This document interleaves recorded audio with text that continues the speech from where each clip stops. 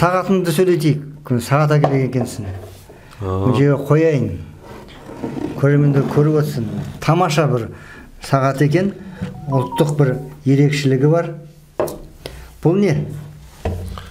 Бұл Айболат бауырым негізі ең күшті сауалдар келсе, осы сенің каналыңдағы подписчиктер көп, терең ізденістегі адамдар көп. Солар өте бір қызық сауалдар берсе, сол ең күшті, маңызды сауал. Соны осы жерде ашамыз бұйыртса, сол кісіге подарка болады, сыйлық болады. И сондай сыйлық тағы да жақсы сауалдар болып жатса бере-береміз сыйлықтарды сол сауал үшін да. Сауалды комментарийға жаза ма? Тікелей жібереді, я комментарийға жіберсін, или оны комментарийға жазсын. Көруге қиын ба оны? Комментарийға жазып қойыңыз. Жоқ. Және де сен телефон жазып қоямын. Соған WhatsApp-қа сауал жіберсін. Мен таңдап аламын да соған как раз. Жоқ, енді сол сауал енді комментарийда да тұру керек қой. Мейлі. Сенің телефон жазып қояйын, саған жазсын, және де комментарийға да жазсын. Міне мәселен сауал болғанда қай бағытта сауал? Рухани тылсымның тілінен болғанда. Как раз өзі ізденіп жүрген тылсымнан. Мәселен, міне қазір біздер бір тәңіршілерді разоблать етейікші. Инкарнация бар, адам ендігі өмірде, басқа деген көп қой. Вообще, инкарнацияны шатасып жүрген адамдар көп. Мен қызық бір болған жағдай, ұстазым болды дедім ғой жаңағы Досжан аға деген үлкен ғылым, физик, математик, ядерный институтта істейтін. Сонда инкарнацияны айта берген кезде аға дедім, қазір жылдан жылға адам көбейіп жатыр. Егер адам өз денесі қайтып келетін болса, адам рухы. Қазір жаңа денелер пайда болды. Қаяқтан рух сонша рухты қайдан табамыз дегенде қатты ойланып қойған. Осы күшті сауал ғой мына, мен бұл туралы совсем ойланбайды екенмін өте. Бұл шында да қайдан келеді екен? Онда, значит, новый молодые души пайда болады. Аналар дозревать етеді да, сөйтіп сезеді дейді. Сол сияқты теория инкарнации негізі түбі дұрыс емес та, былай қарағанда. Түсініп ба? Сол сияқты бір каверзный вопростар болады өте терең. Мына инкарнация дегенде жаңа дене адамдар пайда болып жатыр. 80 жылы 4 миллиард болғанбыз, 4 миллиард 400 екен. Қазір 2024 жылы 8 миллиардқа 100 екен. Сонда 3,5 миллиард адам дене бар, рухы қайдан аламыз новый рухты? Инкарнация, баяғы адамдар түсе берсе айналып кеп. Әр адам қайтып келіп жатыр да өз денесіне. Сонда новый денелер сан көбейіп жатыр, рухтар қайда сонда? Түсініп отырсыз ба? Бірақ деген мен жауабым жоқ. Даже осы заттың өзінен білмеймін. Инкарнация жоқ деуге болады, керек болса да. Түсініп отырсыз ба? Бірақ инкарнация бар деген адамдар да айтып жүр ғой. Енді инкарнация бар, ол 3 рет келеді дей ма? Әр түрлі айтылады. Керек болса сансыз рет дейді. Кейбір монахтар бар өзінше 12 рет дейді, строго дейді. Мен айтайын бұл нәрсеге өзімнің күшті. Бұл да бір жағынан күшті тақырып. Инкарнация айта бермеге пайдасы жоқтығын айтайыншы, пайда жоқтығын. Құранда айтпесе айтар еді оны. Ендігі өміріңде дұрыстап аларсың, мына өміріңде более-менее жүрші деп та. Ол айтылмаған себебі адамзаттың уровень цивилизациясы соншалықты. Адам өлгенде о дүнияға имансыз кетеді екен практически. Общий ше. Сол үшін инкарнация туралы, например, мына өмірде бүйтеді екен, мына денеде мынандай ауруым бар екен деп айтады. Содан қалып қойған аурулар емдейді екенмін дейді, прошлой жизни фобиялар дейді. Мына қазіргі коучер ұстаздар инкарнация айтады, жанат бақыт айта берейікші. Уже 3 миллион 100 болыпты. Соғанда бір түрлі болып кішкене өкініш болып отыр. Осыдан қыста 5-6 ай алдым 2 миллион 700. Яғни сенің ойынша жаңағы қарындасымыз ба адасып жүр? Адасып жүруге болады. Дұрыс емес болғанда, бәрі Алладан болғанда, главное ояту, ізденіс пайда болу адамдарда. Слепо, просто қараңғы болып, сенім деген ол қиын нәрсе, адамды ашпайды. Сол үшін пайғамбар ілім деп. Керек болса қанша хадистер бар. Ілім беріп атқанға ақша берсең зекет, ол бүкіл сен жаңағы білмеймін. 1000 қиналған адамнан да жоғары болады екен. 1000 ілім ізденген адамға берген садақа бір сөзінде айтып сол қызды тыңдап намаз істеп кетті дедіңіз бе? Енді ол кезде сөз көп адамға тиіп кетуі мүмкін, естіп отқан, біліп отқан адамдар ренжуі мүмкін. Бірақ аттарын айтпаймыз ғой. Сол жүректі ауыртты. Намазды тастадым. Аға қалай болады? Мен сол кісіні тыңдап жүрмін. Бұл қазір күшті тақырып, мен мына сотканда қарап отырғанмын. Яғни сол жаңағы тақырыптарды белгілеп қойған, сол тақырып тұр осы. Неге екені да себебі. Сол кісіге подключение болады. Тыңдаған адамдар керек болса бір діндегі мықты кісілер кеше де жақында байқап отырмын. Сондай адамдар подписаны жаңа кісіге. Бір 3 миллион 100 болып барады деп анализ қылсам, өзімде жүрген намазға мықты кісілер жаңа кісіге подписан деп жаңа сообщение тұрды. Мен саған деп қоямын, бұлар десіздер, мен зерттеу үшін кірдім, подписаться еттім бұларды, бірақ тыңдаған емес, тыңдамаймын уже. Қараймын, сонда адам басқа информация, бөгде, не то жанат бақыт, басқа бөгде христиан адамдарын тыңдаса, бұл не деп жүр өзі. Бітті, адам уже жартылайына бағана айттым, адам информация. Ішкі дүние қандай информация, сол адам сол болып кете береді. Жалғанады. Жалғанып, сол адам болып кете береді. Соның ілім адамға ұрады, ол көзге көрінбейтін подключение. Сол тыңдаған сайын олардың бойындағы нұры өтіп, уже бұл дүниеде уақыт и расстояние жоқ. Бұл нәрсе кванттық физиктерде біздер бірақ миымен түсінбейміз. Қалай деп? Уақыт жоқ дегені, мына әулие бабалардан міне көріп жатсыздар, аяндар, басқалар, иә. Значит, сіз ойландыңыз, сол шын ойлансаңыз, жүрегіңіз шын ұрып тұрса, сол адамдар пайда болып аяныңызда көрінді, иә. Значит, уақыт жоқ, басқа әлемде тұр, просто міне келіп кетіп жатыр. Түсінесіз ба? Бұны кванттық физиктерінде бұл ілімге берілсе, дінге, ілімге фанаттай. Адам шын мәнінде сезінеді. Мына уақыт жоқтығына. Адам өлсе ғана мәңгілікке қарай кетеді, ол кезде уже басқа уақыт. Мына дүниеде де сонымен байланысты ортада. Бүкілі частота деп айтады, частоты. Кәдімгі телевидениеда бірақ қоямыз ғой басқа каналдарға. Бізде таза сондай информационный системамыз. Сондықтан ана адамға подключился, ол физически сен телевизорда көріп жатсың, Жанат Бақыт па кім болсын, христиан бір поп ма, сол адамға телевизор көрсеңіз жаныңызда тұрғандай болады. Оның фантомы жанында тұрады. Менің ұстазым айтады. Любой фотоны көрін, фантомы жанында тұрады. Через фото емдейтін. Через фотография жаңағы. Кәдімгідей адам емделеді. Потому что ана шын өзінің руханиятының фантомы келіп тұрады, олар байланысты, шын денесімен. Ол кісі Алматыда тұрады, Алматыда тұрдық кезінде, мен де жас кезімде. Сол 90-шы жылы через фото кәдімгідей дем салып жіберсе, ана жақта адам. Енді ол кісінің құдіреті өте үлкен еді. Неге десеңіз, бүйтіп мақтауға, неге мақтаймын? Пайғамбарымыз алейхиссалам жағынан келген кезін. Арнайы Қапал батырдың ұрпағы еді. Кәдімгідей адам емдейсін, шын мәнінде мына кірсесін.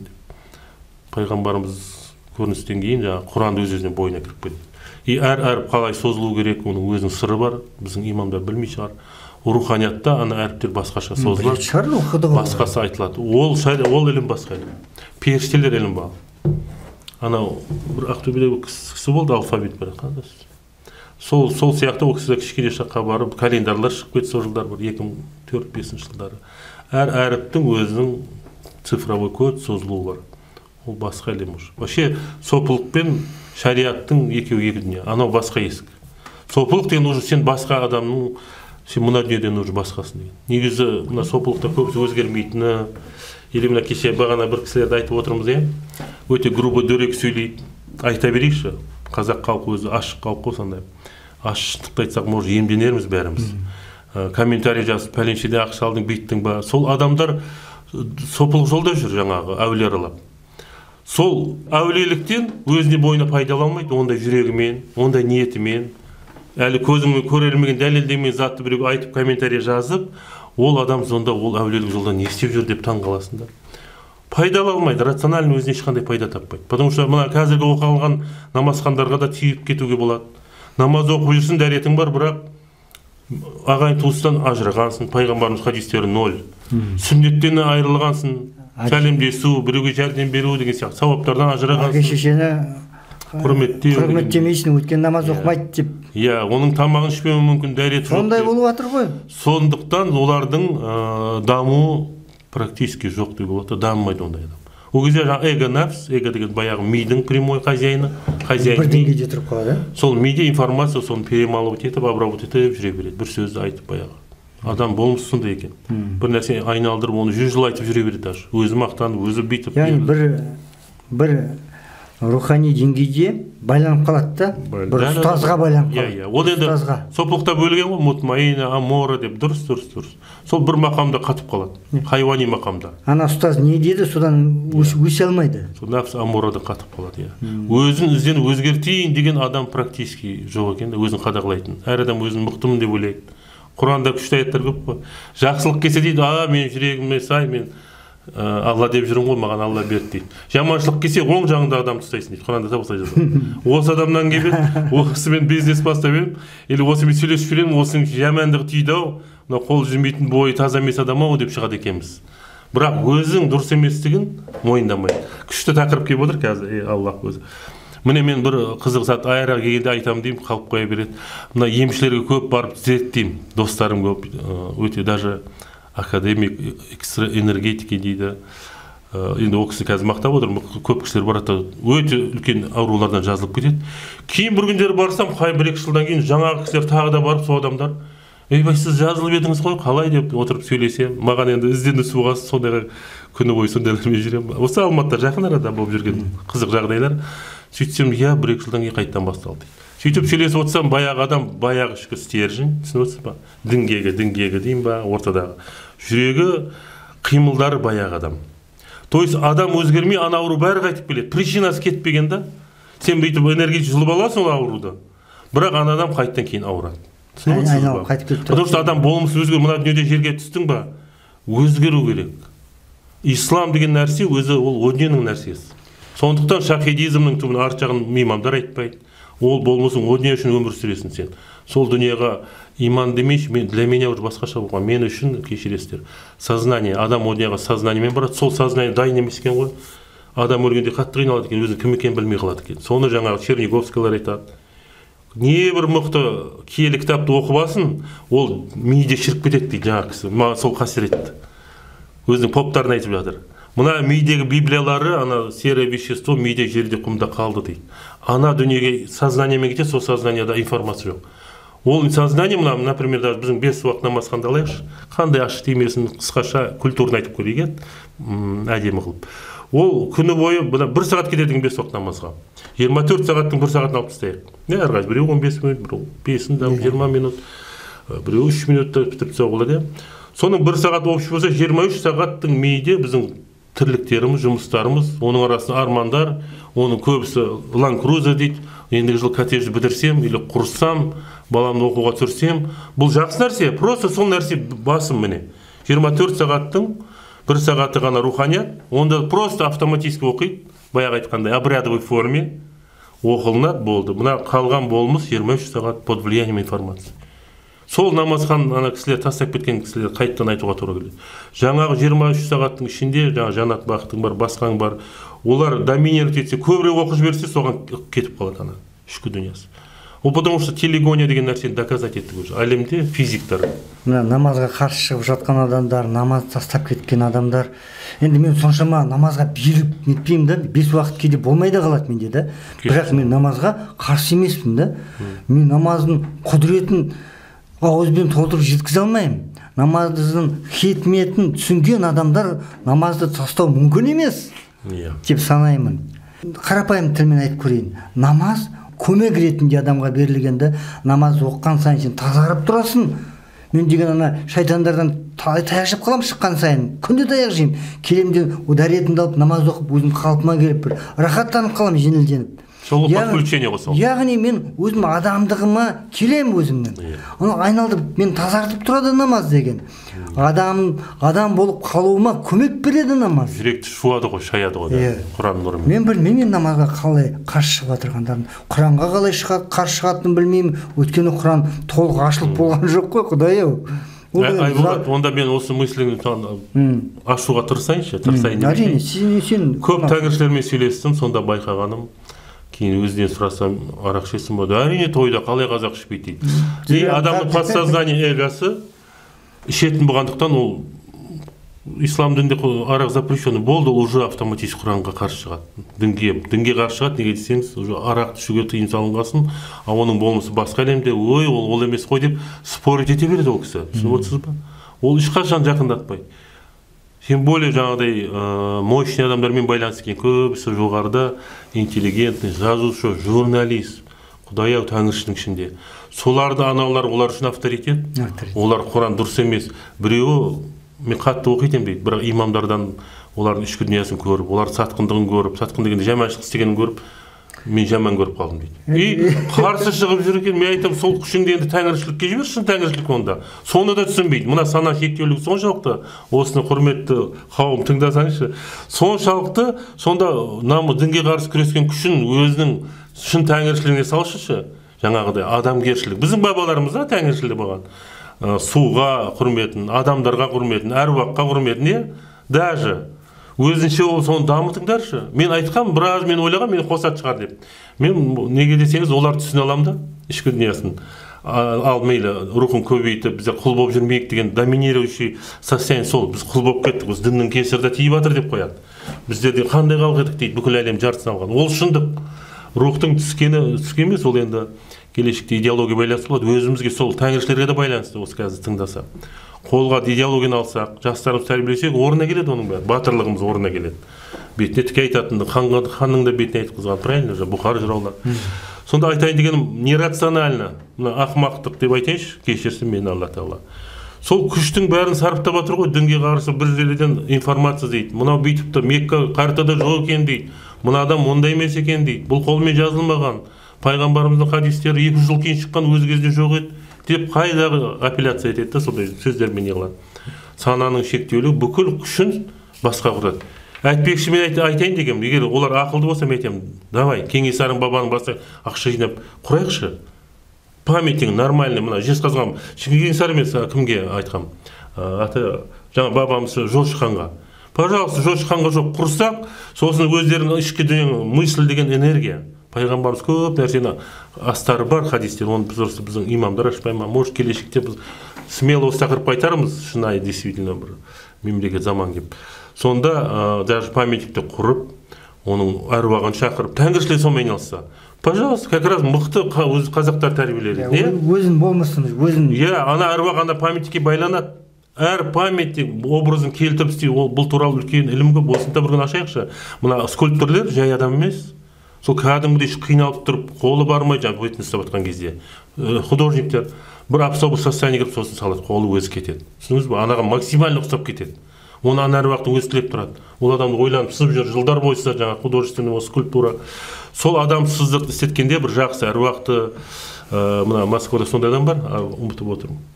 Вообще, солар, например, образдар келсе, скульптурға салсын, сонда әруақ скульптурға Жошы хандығын. Ол әруағына скульптурамен байланысты болады. Ол жерге нұр түсіп тұрады уже. Бүкіл әруақтар, сол заманда әруақтар келеді уже. Соны істесе болады ғой тәңіршілеріміз, дұрыс па?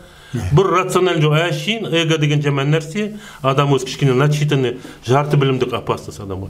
Жартылай білім болады да, сонымен қуалап, адам нәпсі, мен мынаны білем, әне Мекке болмаған, пәлен қасы мынай деп өтірік заттармен жүре береді. Мына Израильде институт бар, именно неше жылдан бері, бір 2 ғасыр болды мекен. Именно имам дайындайды, мұсылманский. И біздің дінді құрту үшін солар жаратып қойған. Мұсылман имам болып кіреді басқа елдерге. И өтірік информация кетіп қалады. Осы жарты жыл болды. Салам алейкум деп айтпаңдар, бұл бір бәле екен. Армысыңдар. Жоқ, ол бөлек те имам. Бұл қазақ біздер ардық көп не қылған, қазақ болайық деп армысын, оны тәңіршілер сіңдіртіп жатыр. Бұл қатты кетіп жатыр, білмей адамдар кетіп жатыр. Анау біздің ассаламу алейкум сөзді вообще жоқ қылып жіберу, көрдің ба? Біздің лексиконымызда. Ассаламу алейкум деген мағына қандай білдіреді сен үшін? Неге менде сенің переводы бар? Осы үйіңе сәлем мен Алланың нұры жаусын деген сөз қойынды. Ана аржа баракатты айтсақ, берекесі кірсін деген сөз. Оған вообще неге баракатты айтасың деп ұрсат бірін-бірімен. Мен ол ассаламу алейкум, рахматулла, баракатуху деген сөзді мен қабылдамаймын. Өйткені мен бала кезімнен естіген жоқпын оны. Мен беріректе естіп келе жатырмын. Машалла деген сөзді естіген жоқпын, қабылдай алмаймын да. Неге жоқ? Білмеймін, қабылдай алмаймын. Ол егер зайырлы мемлекет болса, просто сол адамдарды сыйлай білеміз. Мына Европада Құдайдың басқа жыныс қатынастағы сыйлағанда біздер қатты кіріп кеткен адамдар неге сыйламаймыз? Айтамын, 4 деңгей болады. Жоғарыда қатты әулиелікке берсе, ана күні бір спор кетті, әсіресе діншілік керек емес дейді. Анау жақсы кісі чатта отыр екен. Айтамын, бауырым, осы сөзің өте дұрыс емес. Как раз чатты қанша адам тыңдап отыр. Әсіресе діншілік деген термин өте дұрыс емес. Егер біреу сәлде шапанмен солпы жүр, оның білесіз, пайғамбарым сөздері жаңа шапан үшін 50 сауап дейді, жаңа намаздың дәрежелерін. Өзің айтасың, бас киімнің сауабы қандай екен, қазақ екен. Ол шалма киіп алса, шапан киіп жүрсе, жұмысына рұқсат етті, көшеде жүр. Ойбай, әсіре діншіл деп оны бөліп тастаймыз ба? По сути, неправильно. Баяғы Тоқберген ағам бір ошибка жіберген, жаңағы Тоқберген ағамыз. Мазхабтың ішінде, бұлай мазхабтың адамдары, сам тура келмейтін әңгіме да ол. Причем ол мазхаб үлкен и абсолютно бір қара кембейтін әңгімелерді айтады. То есть адамдар не айтып отқанын білмейді екен. Түсінесіз ба? Меншілдік өсіп кетсе қиын. Сол үшін әсіре діншілік деген сөзді қазір кіргізіп жатыр. Әсіре діншілдік қазаққа керек емес дейді. Арамызда қатты беліп кетеді бір қыз, оранып алады байғұс. Әр уақыт көрді. Жаңағы ата жолында жүрген қанша күші. Менімше бір 100 мыңнан асады, 200 мыңға жақын кісілеріміз бар. Елімізде әруақ аралап Түркістан бар, әр жерде орда бар. Естіп көріп жүрміз түрлері. Ақтөбе жақтарда өте көп, батыста көп өте, Алматыда өте көп, Алматы мен батыста негізі. Сонда олар қатты жауранып алса, ұзын көйлек киіп, біздікі қазақи ақ киіп алсын, ал қара кимес. Ол да әсіреденшілікке жатады, былай қарасаңыз. Дұрыс емес пе? Үйбе сен әсіреденшілік, мына сәл қысқаша демейсің ғой. Оның светский государство құрамыз дейді, Тәңіршің болсын, басқаң болсын, жаңа Ермек Тұрсының болсын. Светский государство солардың ішкі дүниясын сыйлау деген сөз. Светский демократия, халық басқарады, елді. Сол халық мүшесі сенімен теңдей ақысы бар. Ішкі дүниясында оның не істейді ол? Қалай жүреді өзі біледі. Единственное, әр адамның, әр халықтардың логосы бар, дінге сай. Соған тура келмесе, әрине біздер, например, басқа жаңағы жыныс жағынан жамағаттарды біздер қолдай алмаймыз, конечно. Ол уже соған қазір мына Украина мен Россияның соған тақалды. Украиндер, сендер или олармен боласың, или біздердің ценностеріміз қабылдайсың деп, Путинге жақсы бір терминология бір қаған, семейные ценности деп. Вообще әлем соған тақалды, соны байқайсыздар ма? Көп идеолог, философтар қазір соған келіп отыр. Енді соғысқа келетін болсақ, то есть или доминирует европейский демократия, где бүкілі уже қатты кетіп баратыр. Парламентте де 20-30% анандайлар деп қойынша, әдемілеп. Барлық жерде анандайлар да басқаратын. Дұрыс емес деп санайын? Біздерде қабылдаған, дұрыс емес деп санайын? Андайларды. Енді жоқ, дұрыс емес қой. Анаулар ма? Иә. И вообще мына анада бір айтып отырмын ғой, Израиль өзі меңгере алмай тұр. Балдардың әр 10-шы бала анандай екен. Өздері в шоке, сондай діни мемлекет. Суббота жұмыс істемейді, асфальт көшеде. Бірақ ондайлар деген көбейіп жатыр ғой. Сен бағана ақ пен қараның ұрысы болып жатыр деген осыған тақалды міне. Борьба. Үлкен ұрыс басқа тылсым әлемде болып жатыр. Сол қаралықты көбейтіп жатқан, байлар қаралықты көбейтіп жатыр дедің ғой, осыған да жатады. Олар білместікпен көбейтіп жатыр. Керек болса баяғыда сансыз сауналар қазір қысқарды, халық қазір сәл дикилігінен шықты ма, өте бұзықшылық көбейді кезінде. Жоқшылық бізді сондай жолға апарды ма, жастарымызды, басқаларымызды. Бірақ ол Европада бәрібір көп ол нәрсе. И әлемде мен бір қызық темалар негізі бүгін тақырып көбейді, жаңа Досжан ағамыз. Мына Чечняның ұрысы басталғанда жаңа Әмір Темірдің бойында 41 жылы ұрыстың пірі дейтін болады, әр нәрсенің пірі болады. Сол шығып кетеді деп ана 3 жыл пайда болды ғой, кімнің алдында, скульптордың алдында. Оны дәлелдеп отыр кім екенін. Асылбек мырза дәлелдеп отыр, айтып отыр. Сонда мен айтайын дегенім, сол дух войны осы 94 жыл бізге келіпті. Досжаннан тағы кәдімгідей көріп соны. Сосын қып-қызыл қан тамшылап тұр дейді, воин жылқымен тұр дейді, аттың үстінде дейді. Соны келіп кіріп әруақ бабаларымыз қайтарып жіберді дейді. Бұрылып етіп қайтып бұрылып кетті. Әйтпесе готовили, қазір кейін 20-30 жылдан кейін Қазақстанда кәдімгі 100% гражданский ұрыс болады деп, тем более жер, оларға ұрыс керек қой, жердің байлығын алу керек. Нефть біледі ол кезде, на тот момент изведанныйдың өзі жеткілікті, нефть пен газ для них өте үлкен бір нәрсе. Сол үшін ұрыс болғандары керек те оларға. Сосын раздробить етіп өздері дальше бөлісіп ала береді. Қытай жарыстан алып қойса, басқа. Бұл жақта Америка, бұл жақта орыстар. Сол үшін дух войны келді дейді, сол бұрылып біздің бабаларымыз қайтарып жіберді дейді. Кісі маған өзі айтқан. Маған сырласады еді, мына тақырып сенің каналың қызық болу үшін кейбір заттарды бөлісейінші. Бүгін де бір қызық зат айтқым келіп отқан еді, ішінде Назарбаев туралы. Әлі тірі ғой, сол үшін тірі кезінде айтып қалайық, жақсы нәрсе ғой, тем более жаман нәрсе емес. Біздер мына материальный көзбен қараймыз әлемге. Анада бір айтып отырмыз ғой, мына байлық болса, біздер Назарбаев сөз бәрін таратып берсе, депутаттар мүшесі. Біздер бүйтіп қотырып, бір аталар айтқан маған. Мына ел давно уже басқа ұлттар алып болатын еді. Біздер қотырып, Дубайда сен жүресің, кино көтеріп па, білмеймін, киносценарий жазып, қай жер Голливудқа кетіп қалар ең сен. Потому что адамның болмысы сондай да. Сен творчествоны ашам деп Голливудқа кетесің. Бала шағым көшіп, мен, например, мынандай қызған Франция көшіп кетем. Мына елді басқа ұлттар алып қалар еді дейді. Сондықтан біздер бір жағынан Украинаның зиялылары айтып отыр, рахмет Путинге дейді, біздер қосылдық дейді, монолитный болдық, разрознен ұлт дейді, западный бендер, сендер деп жүретін, қазір ұрыс бізді қорқытты дейді. Енді біз келешегіміз бар дейді. Бірікті. Алдын келешегіміз ұлт бірікті. Келешегіміз екі талай еді дейді, соны мойындап отыр қазірше. Сол сияқты біздің Назарбаевтың қызық жағының басқа жағында негізі. Адамның санасы, мына көрінетін адамдар өзінің санасын көбею үшін, интеллектін көтеру үшін айтады ғой. Өзінің ілімін көтерейін деп. Сол ілім сананы шектеген ашады да, кругозор. Сол сана үлкейген сайын аруақтар лишний келеді екен. Жаңа кісіні Назарбаевтың адамдар келіп алып кетеді. Жаңа нөмір жоқ, қара машинер келеді. Сосын мен күтіп отырамын, күнде азанда мен барады, күнде кел дейді ол. Сенің аталарың жанында жүр, соп екен дейді. Мен оны таң қалам. сопы деген сөзді естіп жүрмін, бірақ түсіне алмаймын да. Аян көресің сондай. Алдын болып жүрді ғой, енді оның бәрі болып жүр ғой. Сосын ана кісіге барып іздеп тауып қуанып, ол болса рұқсат етіп қойды, сен ілім үшін жаралғансың деп ше.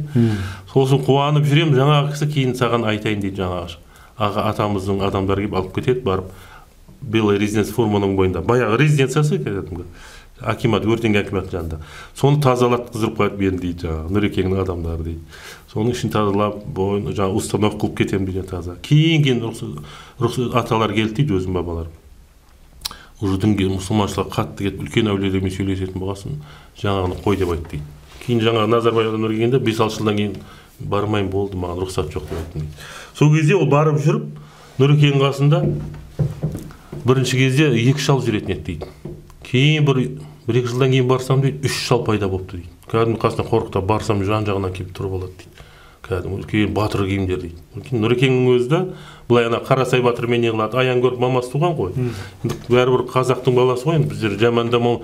Вот именно осы темалар неге айтамын, мені жамандаса да комментарий. Шын қазақи болмысымызға үйрену керек. Қазақ деген өте благородный халық болған.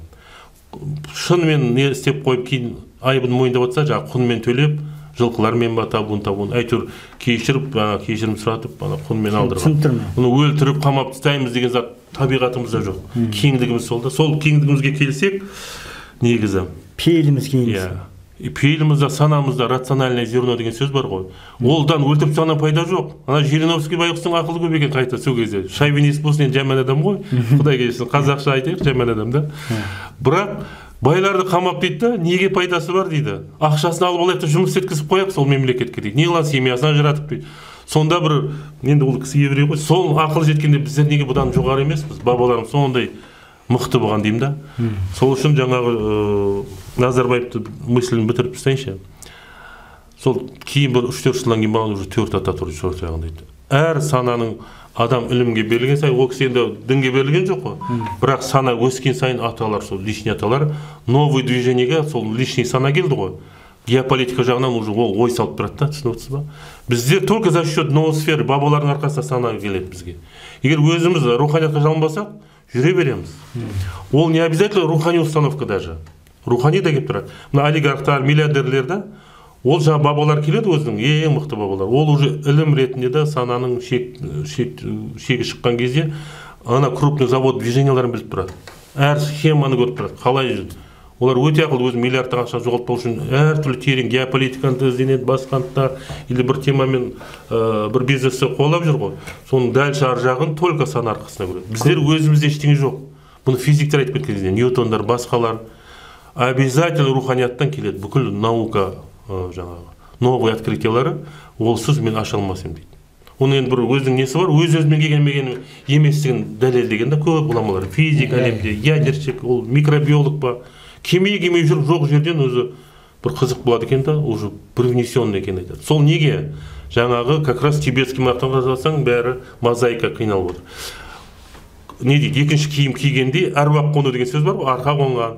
Сөйтсек, біздің санамыз егер іздене берсек, новый сана қосыла береді екен. Новый аталарымыз пайда бола береді екен. Сол бір ата за что-то отвечает, ана ата басқа қасиеті бар. Әр атамыздың қасиеті әртүрлі. Түсіңіз бе?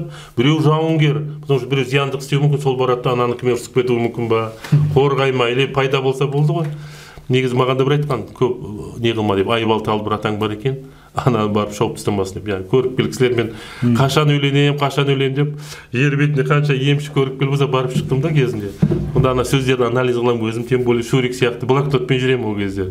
Қазір де блокнот, қазір тек геополитика, неге десең сол ардақты алаштарымыз қалай жоғалып кетті, или мына әлем жеңу үшін қандай болуымыз керек, қандай бізге оказывается бойымызда үлкен жүк бар. Жастарымызды интеллектуальный қылуға. Интеллект мощный болады деп шатасып отыр біздің қазақ халқымыз. Европаға кетпей, мешіт алғанша институт құру керек еді, мынандай завод құру керек еді, ет дей береді. Ал сол құру үшін қандай кедергі? Кімге тәуелді біздің басшыларымыз? Правильно, былай қарағанда. Бұл енді безобидный зат қой, любой погондадан келсе де. Дұрыс емес па? Кімге тәуелді білуіміз керек қой? Не болып жатыр? Қазір қанша бір жылдан бері айтады, демпинг, сүт кіріп жатыр Беларусь, Украинадан, біздің сиырларымыз производство цехтар құлап жатыр. Құламау үшін не істеу керек? Тақалады уже политикаға. Түбін причинасын білуіміз керек қой. Вот сол үшін мына Айболат, мен саған қуаныштымын, үлкен алғысымды айтамын, Алла саған қолдап жүрсін осы каналдан, көрермендерің көбейіп, санасы көбейіп, тереңнен құрдалыға ләпірмей, националист болып, басқа болып, оны мен шеше алмаймыз ғой. Рационализирование сол. Оның ар жағында айтқанмен пайдасы жоқ қой. Оны шешетін жолдарын іздесек. Ақылды ой келеді, біздер санамыз көбейсе. Сосын Құрандағыдай, момын болса, ең терең бабалардан ой келеді. Мен супрементал сана деген өзі сол тафаккур ілімі, бұның бүгін даже қызық зат болды руханиятта. Көп саған келе жатырып қатты ойладым. Негізі рұқсат беріп жатыр. Келешекте мына сопылықтың жаңа сатысы бар. Ол жаңа миғраж сатысы. Адам тек қана санамен о дүнияға жалғана береді. Просто жылына бір рет адамзат үшін ол, мынау Рамадан айы. Есіктер ашылады, кім соны ізденеді дальше. Кім соған дайын уже, клеточное очищение первого, тамақ жағы басқа. Тамақтардың бізге информацияны әсер етеді ғой. Кішкене шошқа жейікші әруақтар кетіп қалады, например. Менің бір атаммен сондай история болған, ұрыста болған кезде, атам дегенде біздің құдаларымыз, енді сөйлесіп жүрген кісі Искендер ата деген. Соның ағасы үлкен сопы, ол тауда бөлек, ауылдан бөлек тұрады. Сіздің атаңыз? Менің бөлелерімнің әкелері ғой. Бірақ енді ата деп сөйлесіп жүретін атамыз ғой, енді құда.